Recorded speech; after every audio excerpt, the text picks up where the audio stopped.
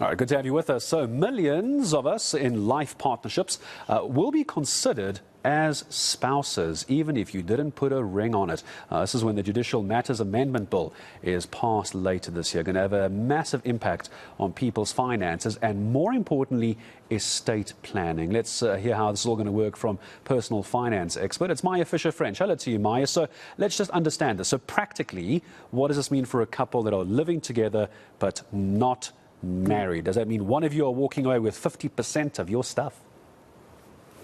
Not necessarily. This doesn't really affect divorce because divorce is a contract. That would be based on whatever contract you signed. This is a lot more important in terms of death. In South Africa, we've never had this common concept of common law marriage. That's actually an overseas sort of construct. We don't have it in South Africa. And in many regards, this is what's going to happen. It's going to recognize lifelong partnerships. And this, on the death of a spouse, normally you have something called the Interstate Succession Act, you have the Maintenance of Surviving Spouse Act, and these protect the surviving spouse. It says you can still make a claim against the estate, you can still have maintenance from the estate. So there's a whole lot of laws that protect a spouse, but doesn't currently protect a life partner. So that is a very significant change. So on death, a life partner will have claim to that estate. They will also have claim, for example, to the retirement funds. Trustees will now have more clarity around, a trustee, when somebody passes away, they have to decide how to allocate those retirement funds, and a spouse has a legal right to those retirement funds. So another really, really important one. And Gareth, probably the most important is what SARS is going to have to do, because obviously SARS will have to wait for this bill to come into effect, but we have something called a spousal exemption on death taxes.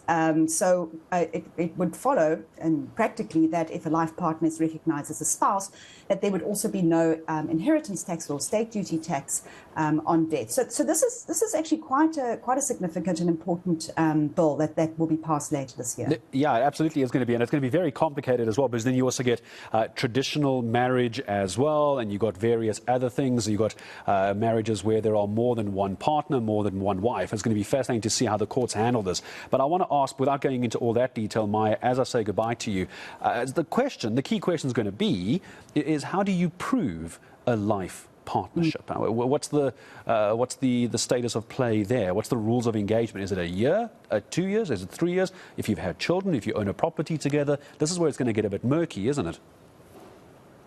Exactly, and that is almost what's going to come out in court cases, I think, because it's actually very difficult. At the moment, the Act just says a permanent life partnership in which the partners undertook reciprocal duties of support.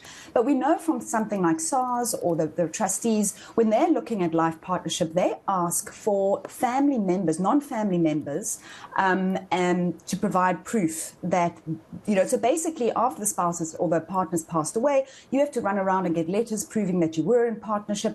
It is complicated. We're not sure exactly how that's going to be viewed. Very, very important.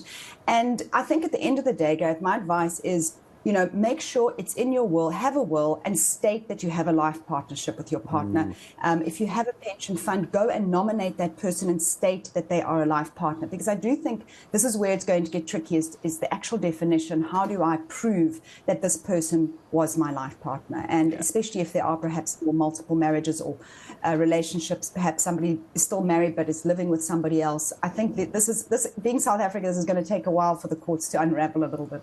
Yeah, it absolutely is as well. Quite right. Maya Fischer-French, thank you very much. We'll watch that very, very closely as well. Financial expert joining us, personal finance expert Maya Fischer-French. You've got to wonder as well, are we going to see less and less people getting married if you are able to get all those benefits? I don't want to call them benefits, but that safety and security without putting a ring on it. I wonder if that's going to see a drop in marriages and weddings in South Africa.